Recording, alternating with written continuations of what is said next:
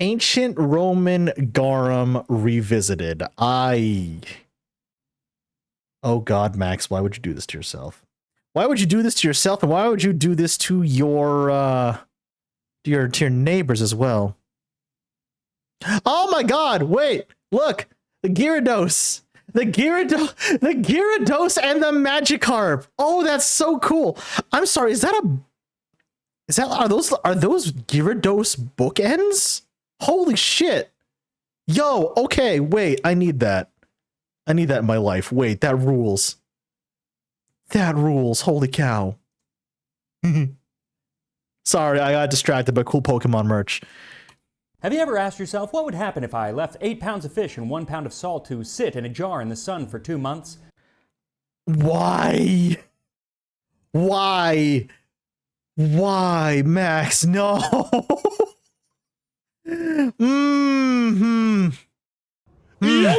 Thank you, Perso. Exactly. No, God, love your this is Garum. This is Garum. I'm in danger.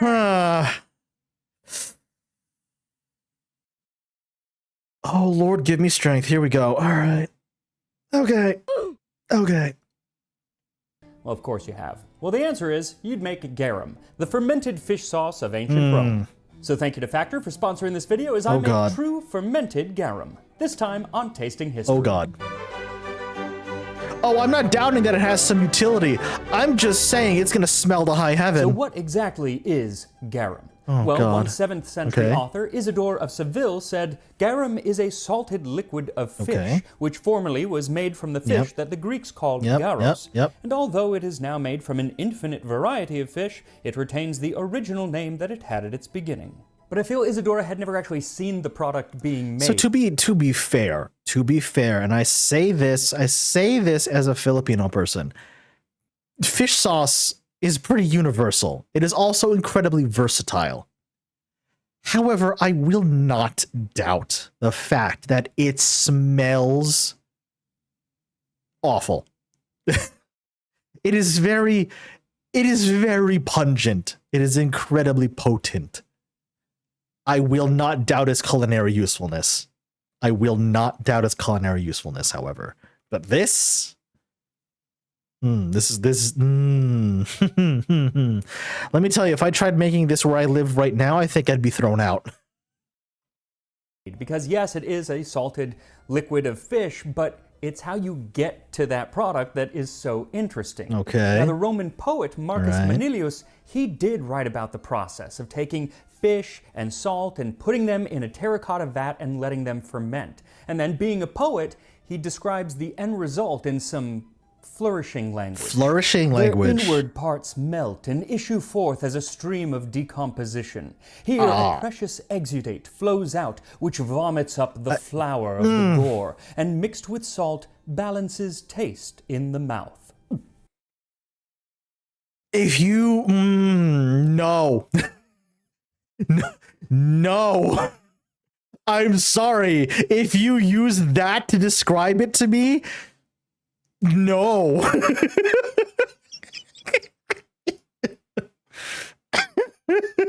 No. Sounds delicious. God help me. Oh no. Yeah, that's what I'm about to make. It's actually that stream of decomposition that I'm going for. And to make that, I needed to find a proper ancient recipe. Now, 3.5 years ago, shortly after I started this channel, I did a video on garum. In fact, it's how most people found this channel. It's why I made a t-shirt that says, "You had me at garum." But it was the beginning of the pandemic, and I was living in a tiny little condo, so I wasn't about to ferment a bunch of fish in my condo, because I'm not that crazy. So instead, I followed a recipe for quick garum, which did come from an ancient document called Geoponica, which is a treatise on farming. And the Geoponica also has some more traditional ways of rotten making fish garum. bomb, pretty much. The Bithynians make it thus. Take preferably small or large mendole, or if none, anchovy or scad or mackerel, and put them into a baker's bowl of the kind in which dough is needed. to 1 modius of fish. Knead in 6 Italian Modius? pints of salt Italian so that it is well mixed with the fish. Again, I know. I get it. I get it. This is from the ancient times. I get it. What the fuck are these measurements? What the hell is a modius? Last time I checked, that's a character in Helltaker. Oh my god. What the hell is a scad? A scad, I believe, is a species of fish. Yeah. What the fuck? What the hell is an Italian pint? I don't know. I'm so confused. Chat, I'm so confused. Chat, I'm so confused. Fish. Put it in an earthenware I'm so vessel and leave confused. it uncovered in the sun for 2 or 3 months, occasionally stirring with a stick, then take the fluid, cover, and store. And that is what I am doing. 2 to 3 also, months, I really chat. have to thank culinary historian Sally 2 to Granger 3 for months. helping You heard- me you through heard the him. process and ensuring that You I heard don't him. 2 to poison 3 myself months. at the end of this God fast. almighty. So for this recipe, all you need is fish and salt, but it's the ratio that is so important. Okay. 1 modius of fish to 6 Italian pints of salt. that even Unfortunately, it's mean? hard to buy fish by the modius these days. was about but to say. It comes out to be an 8-to-1 ratio, An or 8 to 1? 12.5% salinity at the end of the process. Jesus Christ. That's a lot of salt.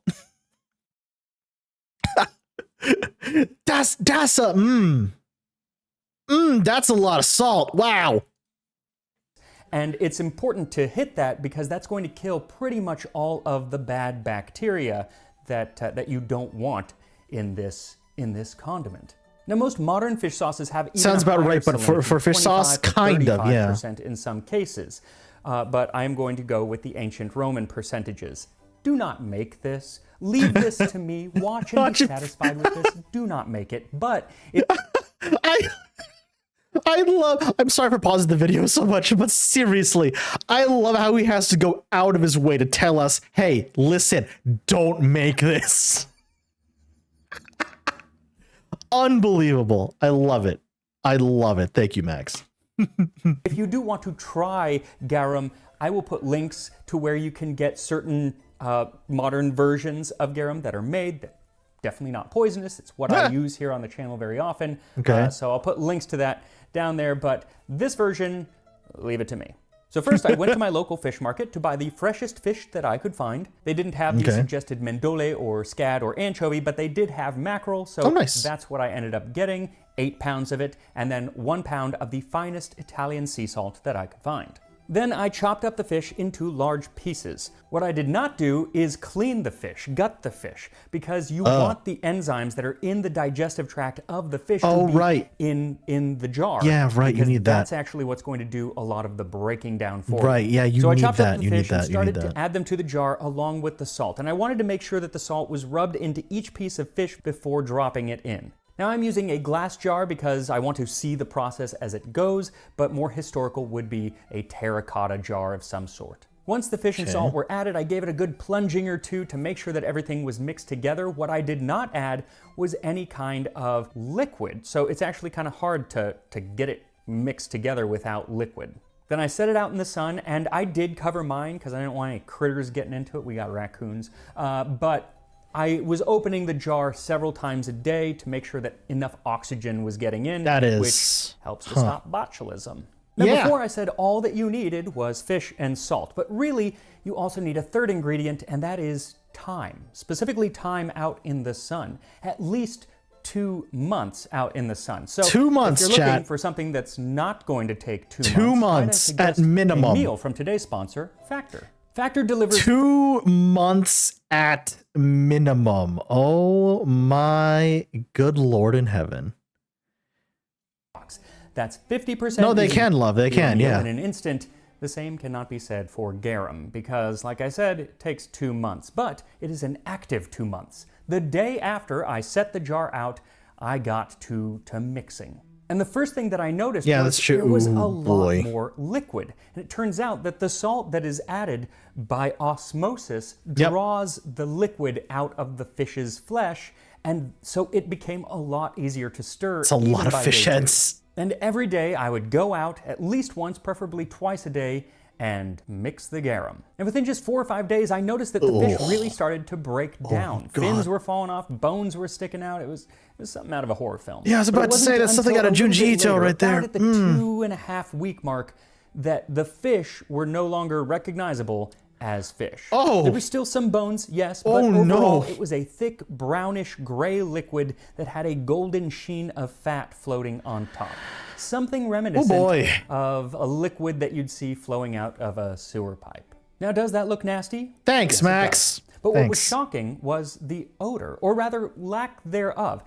It Really? did smell. It had a very strong smell, but it smelled like a fish market. If you go to a fish market and you just kind of get that fish smell, that's what it smelled like. Fair. Pretty much all the way through the process. I expected it to be putrid. I would also expect it to be putrid at this point. But it wasn't. One of my favorite things to do all summer was to invite friends over to look at the garum and to smell it. And, you know, it was always kind of shocking. Can you imagine? Hey, you want to come over to my house for the summer? We'll have a barbecue in the backyard and you can look at this pile of fermenting fish parts that I have in this jar. Why are you walking away from me? Oh my Lord. Most shocking part of that said is that he still had friends afterwards. Laugh all you want. I'd do it. You know what? Bird, fair. Bird, that's fair. I would do it. I would do it out of sheer curiosity. I would do that out of sheer curiosity. Holy moly. What a sentence. My answer is history nerds. Say no more. I want to smell history. That's also fair, R2. Yeah. That it didn't smell nearly as bad as it looked. Though there were actually laws in ancient Rome that dictated that these garum factories had to be a certain distance from population centers because the smell was so bad. So I was a little worried that I was missing something, but we'll come back to that. So my summer was spent mixing garum every morning and every afternoon. I felt like the Dunkin' Donuts guy. Time to mix the garum. And every day it got a little more liquidy and a little less fish sludgy. And every day I expected the stench to hit, but it didn't until it came time to strain it.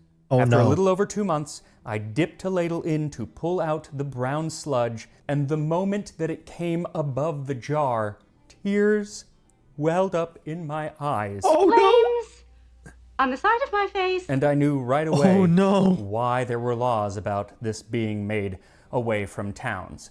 Because it was potent. Now, it didn't smell like rotten fish. It was like stinging, like that stinging burn in the nostrils when you smell something fermented.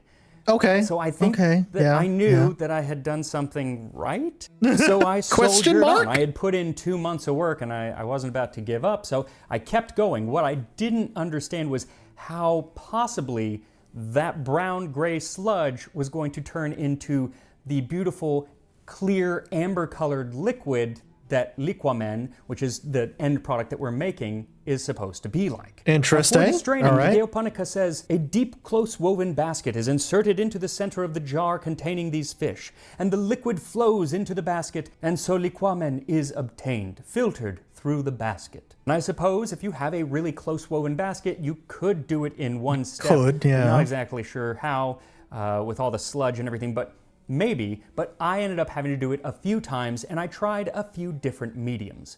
I started with just a regular mesh strainer and then graduated to several layers of cheesecloth, and it strained out most of the big pieces, and it became kind of this fish paste, which is known as alec, which they actually used culinarily as well. But the liquid that was left behind was still really cloudy, and it just didn't look like something I wanted that's still really cloudy. So I graduated to a coffee filter, and then finally, and probably most useful, finely woven muslin. And I passed it through that a few times, and it came through painfully slow, just drops.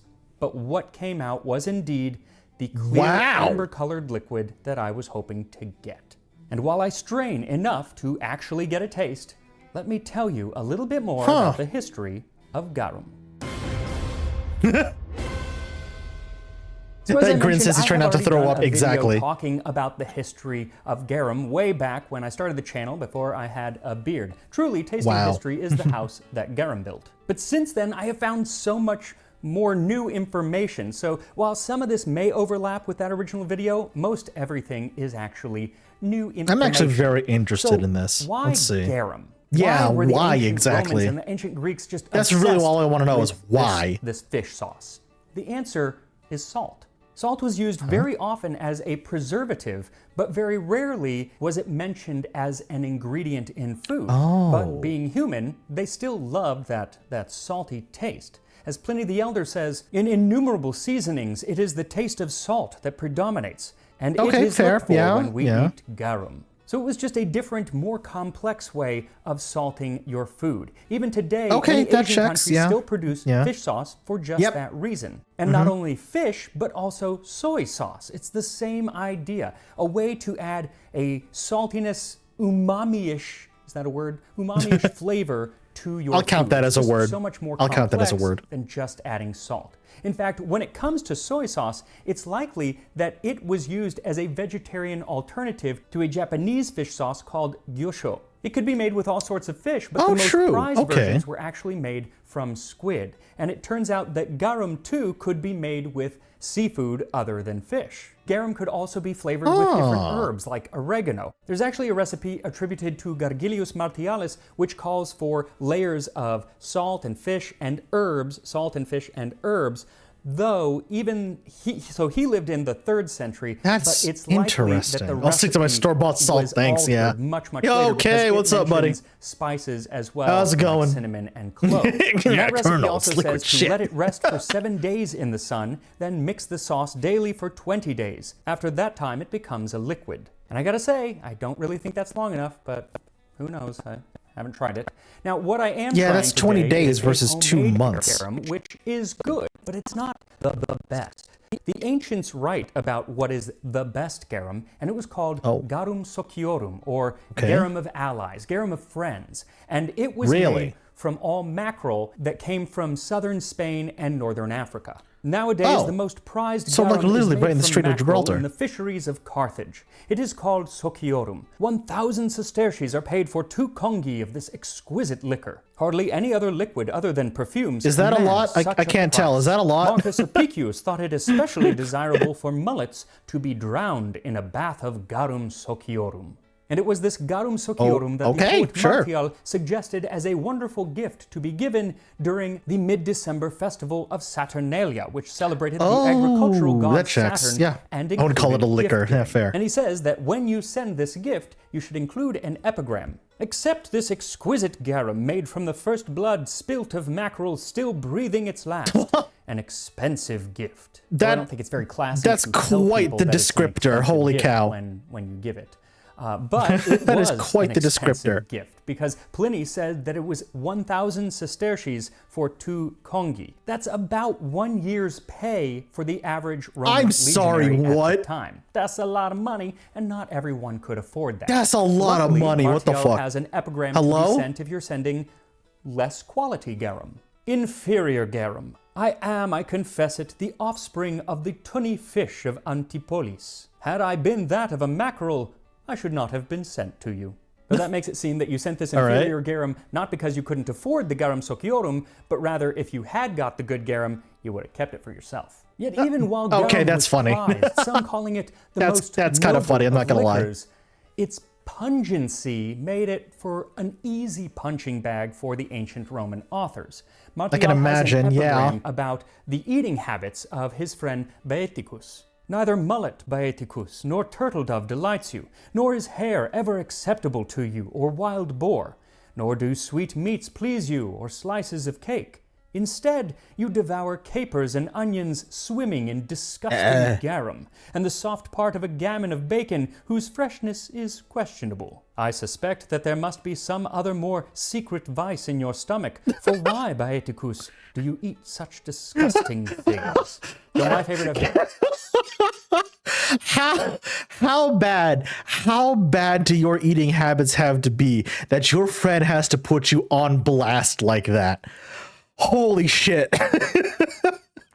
How bad do your eating habits have to be for your friend to put you on blast like that? Wow. Yo, bitch, your breath stank 24/7.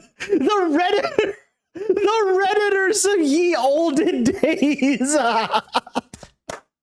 Oh my god, that's incredible. Yes. It's not eating habits, it's the rot breath. Also fair. Is Garum deriding epigrams to his friend Flaccus. You are a man of iron, Flaccus, if you are able to make love to a woman after she has had 6 helpings of Garum. What?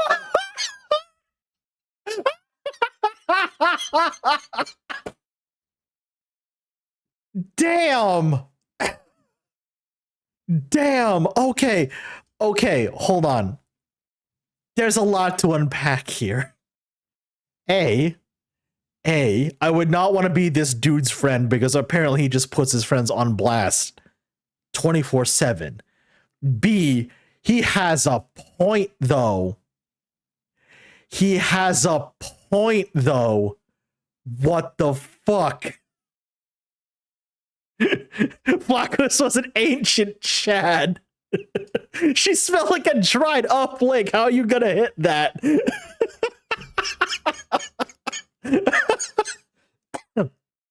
Listen. I'm usually, I'm not one to kink shame, but I have to question this man's tastes right now. Who's eating 6 helpings of this stuff? Just look at it. Just look at it, Perso. You're a man of iron, Flaccus, if you were able to make love to a woman after she has had 6 helpings of garum. Oh boy. We're moving on. My brother in Jupiter. You smelled her breath. Damn, R2, you are on fire tonight, man. Holy shit.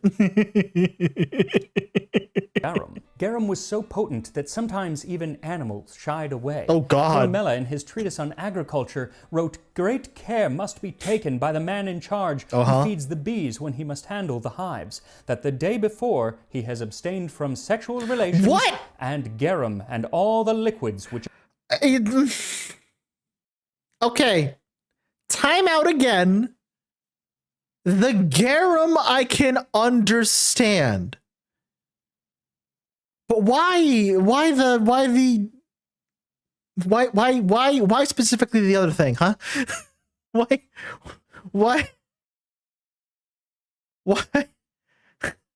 Huh? I have questions.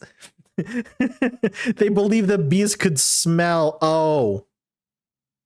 That just raises more questions. I'm moving on before I give myself a headache. accompany it. But while the ancient writers love to poke fun at garum, it's clear that they also love the stuff because they're always talking about where the best garum came from. Some said that it came from the Black Sea, others from what is now Spain. But one of the most famous garum-producing cities was actually Pompeii. And we even know the name of one of the top manufacturers who lived there, have a good one. Aulus Scaurus. Bottles with his mark on them are found all over the Mediterranean, and a full 1/3 of the garum bottles found in the sites of Pompeii and Herculaneum came from him. Wow, it's also from his workshop that there was found a famous mosaic that bears a label which translates to the flower of garum, made of the mackerel, a product of Scaurus, from the shop of Scaurus. Though he also offered a product called the flower of liquamen, which would infer that at that time, garum and liquamen were two different things. Now, throughout history, the terms sometimes have been used synonymously, but by the early empire, it does seem that they were slightly different products. It's possible that liquamen referred to what we're making today, and then garum was no wonder the city got destroyed by a volcano. They're making liquid fish ass. And so it was a darker color and more pungent, but it's not exactly certain. And as time goes on, other words begin to pop up that are referring to this same fish sauce. Okay. Around the year 390, the Roman poet Ausonius wrote to his student thanking him for a gift of some fish sauce from Barcelona. He says that it's called muria, but complains that the term muria is hard for him to pronounce, and that he prefers the older term garum. But by whatever name that liquor of allies is called, I'll flood my plate. This juice, too little used by our forefathers, must overflow the spoon. And when he says too little used by our forefathers, he surely isn't meaning those people who lived during the Roman Republic and early empire, because garum was everywhere. But by the end of the 2nd century, garum factories had begun to dwindle in the Roman Empire. People probably began having to make it at home or not use it at all as an ingredient. But by the end of the Roman Empire, we see it mostly being used as a medicine. It's found in numerous medical texts going back for centuries, and it could be used to heal burns, cure ulcers, and even treat the bites of dogs and crocodiles. And if you're feeling a little backed up, garum was a go-to laxative. Again, the bowels are moved by leavened bread, fat small birds, snails, garum, pickled fish, and about 50 other things. Now, Columella says that if your horse is having too much phlegm, then pouring some garum into the horse's nostril will help to alleviate that problem. A garum neti pot. I hate it here.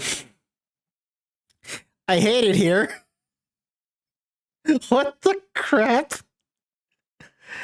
Wow, this went from interesting and educational to what the fucksville. Holy moly, alright. Got a festering wound, just pour some salted fish on it. Whew.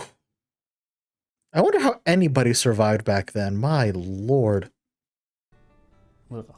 Yeah, exactly. Physician Dioscorides really fanboyed over the stuff, saying that it could treat all sorts of things. If you had sores in your mouth, you could swish garum around and it would fix them. And garum applied represses gangrenous ulcers in the cheeks, heals those bitten by dogs, and is sometimes given as a suppository for dysentery. No! No! No! No! No! No! You see that? No! No!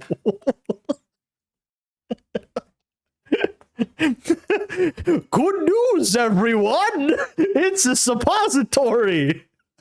I hate it here! I hate it here, god damn it! I hate it here! God, no!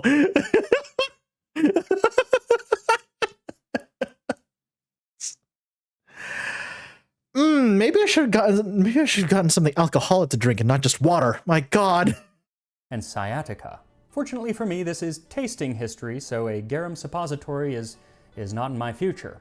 But I will be tasting the stuff. So after many hours, all weekend actually, I had finally strained enough liquid to fill a full bottle of liquamen, or garum. Wow. The fish sauce of ancient There Rome. it is. Now I'm going to taste this garum just plain, but that's not how it would have been eaten. It's meant to be an ingredient. Sometimes it would be made into different sauces. It would be mixed with vinegar to make oxygarum. Oh yeah, pretty much. Oinigarum, which was mixing it with wine. That was a very common way of having it, or else just mixed into like a marinade or something else. Why would you ruin good wine with that? Having it plain. Max, you are a braver man than I am. It smells fishy yet sweet and briny. Interesting. Let's give it a try. Just a spoonful of garum makes the breakfast come up. Hopefully not on camera. Oh god. Wish me luck.